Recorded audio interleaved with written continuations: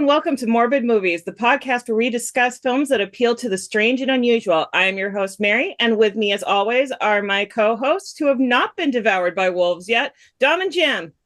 Yo! Hey, what's up, everyone?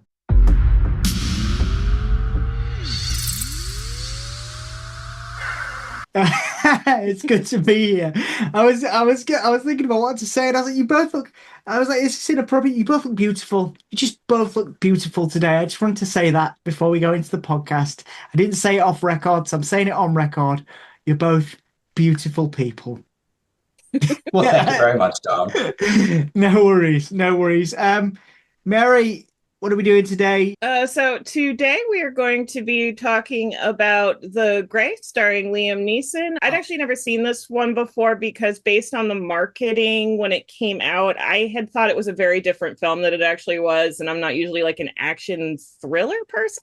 So I'm still, I feel like I'm still processing it, but I was pleasantly surprised that it was a little bit different than what I had gone in expecting. Yeah, Jim? Well, the marketing is actually one of the reasons that I brought this film up. When this movie came out, it got pretty good critical reviews, but bad audience reviews, or mixed audience reviews, I should say. And part of it is because it came out in the middle of the Liam Neeson action star phase, in between, what was there? There was Taken and Nonstop and Unforgettable and Battleship and a whole bunch of most of it trash. I like Taken though, but it was also marketed as an action movie. If you go back and you watch the trailer, it really feels like it's going to be an action thriller, and it's not. And I think what the movie is something that's more sophisticated and more interesting. Yeah, yeah, I would echo Mary's points that I was pleasantly surprised because, again, I mean, I love action films and I also love Taken. I think everybody loves Taken. Like, they might pretend that they don't, but they do. Also, Liam Neeson movies, most Liam Neeson movies. But yeah, this was really a pleasant surprise. Mary, you brought some really good key facts for this film. Yeah, well, one of the ones I think you picked up on this as well. One that really stood out to me was, according to Liam Neeson, the outdoor temperatures when they were filming in British Columbia were as low as negative 40 degrees Fahrenheit. This stood out to me partially because, for personal reasons, because when I was a kid living in the northern reaches of Maine, I walked to school in negative 30 weather, and I can tell you that I got frostbite, actually. It is incredibly cold. So the idea of being outside in even colder weather filming, and they're not always wearing, like, they are wearing winter gear, but there are points where they're not wearing that much winter gear. Like, I don't understand how they didn't have more medical issues, if I'm being honest, because that is ridiculously cold. Yeah, I respected it. Yeah, you said they were just wearing like undershirts and undergarments and stuff. So yeah, definitely quite intense. I've been to Iceland and I've been to some cold places, but yeah, that is an extra level of cold. In the comments, if people want to engage with us, tell us about your super cold experiences, because it's interesting, The other interesting one that you brought, Mary, which I wanted to discuss, was wolf attacks being extremely rare in North America. I feel like wolves and werewolves and all that such is very, very kind of, it's a very popular horror sort of trope. But this was done obviously in a different way with a pack of wolves. I feel like there's a legit kind of undercurrent of this could happen, even though it's really unlikely not to happen. This could happen, that a gang of wolves could attack a group of people. But this doesn't happen at all. So have you got anything to add to that, Mary? Because I thought that was a really interesting piece of information. I hadn't really thought about it. I was like, when I watched the film, I was like, oh wow, yeah. I genuinely had that fear of, okay, this could happen, but actually it's very, very rare, isn't it? Yeah, in North America, it's rare. It's actually a little bit more common in certain parts of Asia and Europe, apparently. And funny enough, or not, it's not really funny, but I think about a day after I finished doing this research, I saw a headline that a wolf had attacked somebody in Germany. So, if in Europe, maybe that is still a slightly bigger concern, though it is pretty rare. So one of the things with the wolves, and I think that when you're looking at the wolves from a realistic perspective, I think that it's almost missing what the movie is about in an extent. First of all, shark attacks are rare. So saying that wolves attacking people I've seen people criticize this movie saying wolves don't behave this way. Well, sharks, don't attack multiple people on a beach and then stick around and destroy boats and, whatnot. But the wolves in this movie are a metaphor for death. So this movie is not about running from wolves. This movie is about running from death and then eventually accepting that you're going to die, and how each of these men basically confronts death and how they deal with this. I've lived in rural places most of my life, and honestly, I have a much bigger fear of moose than I do of wolves. So I think it's, just depends on where you live and what you're more likely to get stomped by. So I once went on a moose safari, and mooses, they seem really adorable. Like, what have you got to be afraid of with mooses?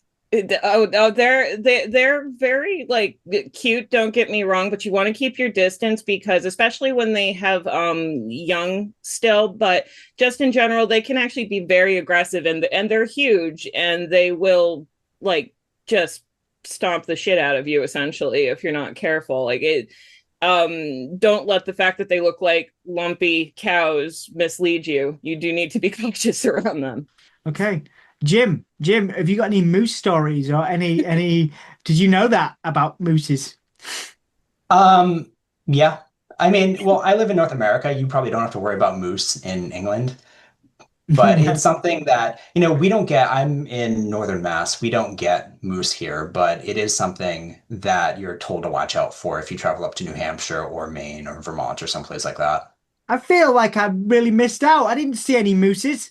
Nobody took. Why didn't you take me to mooses? Why Did didn't you you? did you leave the town? I mean, did you actually go out into the wilderness? Yeah, I went places. I could have seen some Barry. Why didn't we go see some moose?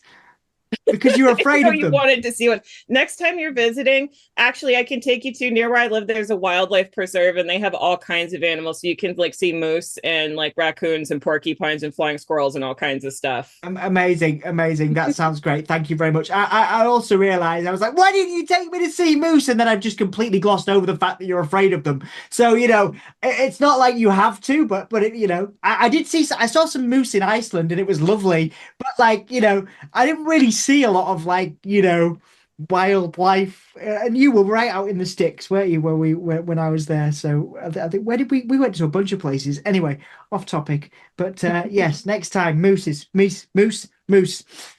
let's do it. Let's do it.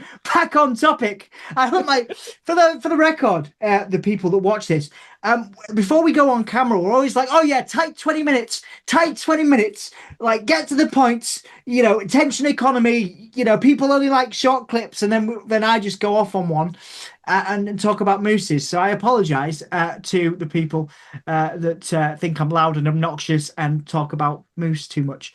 Right. So yes. Really interesting fact and a testament to Liam Neeson's acting skills, which I don't think have ever been called into question. He has a very particular set of skills after all. But Otway, his character, of course, is a widower.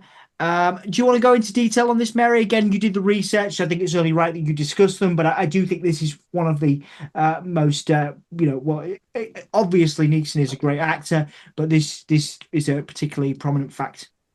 Right. So, in the film, Otway is a widower, as Liam Neeson is in real life. And so the director told him to draw on that real life grief for his performance in the film. And I think that definitely comes through. He's definitely like, as people now tend to think of him as like an action film star because he's done a lot of that. But he's also a very versatile actor. Like I have seen him do well in comedy settings, but he's also good at dramatic roles. So I think that he was able to pull from that personal experience to add quite a bit of depth to his performance in this film. So Liam Neeson's performance is actually one of the things that really interests me about this movie. I think it's an incredibly strong performance, and I think it's also fascinating given the circumstances of his life because his wife died in 2009, and this movie was filmed sometime in 2010. So he, in all likelihood, signed on to this movie knowing what he was getting into, knowing that this would be a big part of his character. And I just feel like it's fascinating because it almost seems like he's confronting his own reality or the reality of his life on screen. I don't know him personally, so I don't know to what extent that affected him, but I would imagine, given the circumstances, that it was a really, really personal performance, and it comes across on screen as very raw and emotional. I think that the last little fact that I had pulled out that you highlighted was the promotion for the Gray in part targeted Christian groups by issuing a film companion, which highlighted the spiritual value of the film. And they also partnered with the Weather Network to highlight hazardous filming conditions for this.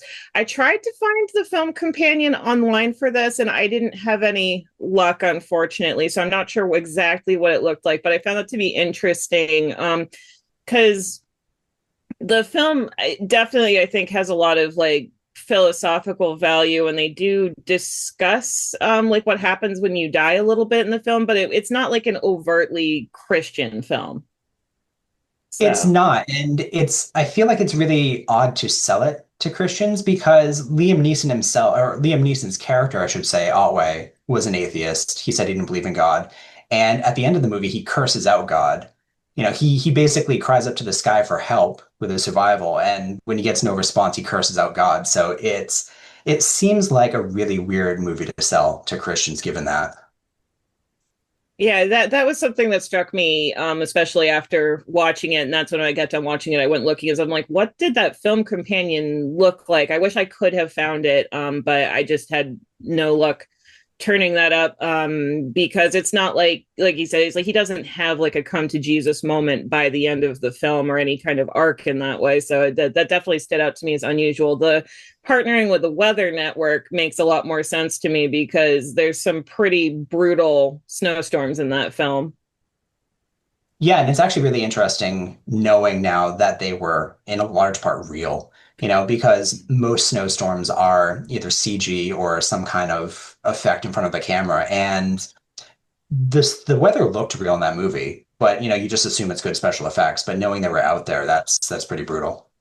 Yeah, I gotta say, like, for this film, I think that the choice to film it on 35 millimeter was great because, like, the stark whiteness of the snow, the way it looks on that film, like, it's the scenery in the film's gorgeous anyway. But just like that choice, like how bright that white of the snow is just absolutely incredible. Stunning stuff, and thank you guys for your points of view there. We'll do favorite actor. I mean, obviously Liam Neeson deserves a lot of credit. I think his the final scene, his um, sort of ambiguous ending, and the once more into the fray dialogue is incredible. Of course, the flashbacks as well, very very intense and very very beautiful. I would also say that the visceral nature of the sort of plane crash was well done, and of course that's not me trying to be bleak or miserable, or sort of trying to focus on that. But I thought it was very well filmed. I thought the intensity and the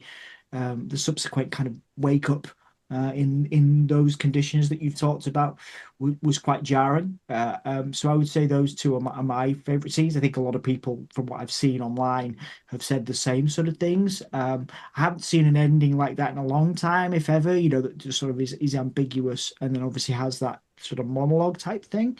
Which I thought was nice. So that would be mine, and I think Liam Neeson, obviously, for me, as the vocal point.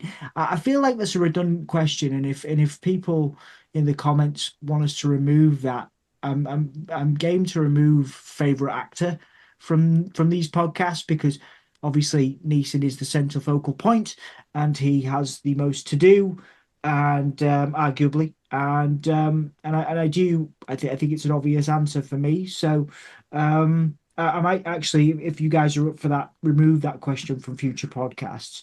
But we'll leave it up to the audience and obviously see where we're at in future. But for me, Neeson and also those scenes that I just mentioned. So if you guys want to do both of them together, right? Yeah, let's do both of them together. Our favorite actor first, and then obviously favorite scene. So Mary, give us both, and then Jim as well. Right. Well, I mean, obviously, I think Liam Neeson, he gets the most screen time. He has the most he is able to do. We learn the most about his character. So for this film, it's a little bit tricky, but I think honestly, everybody who was in the film who played one of the survivors had an incredibly strong performance. There was nobody that in the film that I watched and I was like, oh, they just didn't live up to it. Like, just really good acting all around in this one.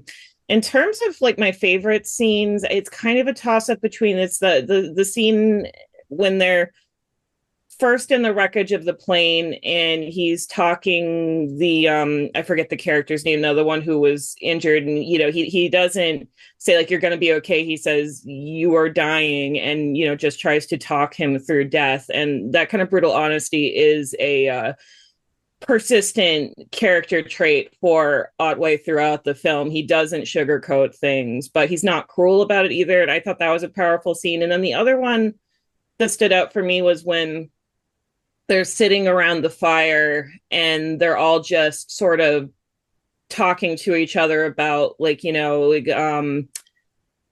if they have one of them has a daughter back home they talk about, and they're just sort of sharing pieces of themselves. And that's when they Otway first quotes that poem that his father wrote. I think both of those scenes are just incredibly powerful. Absolutely. Yeah, absolutely, Mary. Very much in agreement there. Jim? So in terms of favorite actor, I agree that everyone in this movie was very strong. Liam Neeson's performance stands out the most. Out of the rest, I think I really like Frank Grillo's performance. He portrayed someone who was kind of a little bit of a scumbag. He was kind of using a lot of bravado and attitude to mask his fear.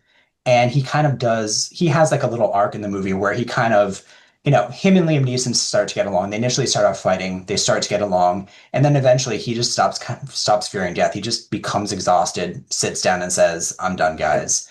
And it's just really interesting to kind of see him strip down at the end and just the honesty between the remaining survivors at that point, where they're just basically saying what are final goodbyes. So my favorite scene is similar to Mary. It's the death right at the beginning of the movie. There seems to be a lot of the time in movies and in fiction, a lot of the way that death is dealt with is that a lot of the time you see someone instantly die, or there's a long period of time where you can kind of, get used to the idea of death. You find out you have cancer, that kind of thing, or, sometimes it's instantaneous. What you don't see a lot in movies, and what I think makes this movie really, really brutal, is this guy who has like a minute or two to live, and he's told you're going to die. And it really kind of brings forth the immediacy of death and the fact that if you're dying, you really can't do anything about that.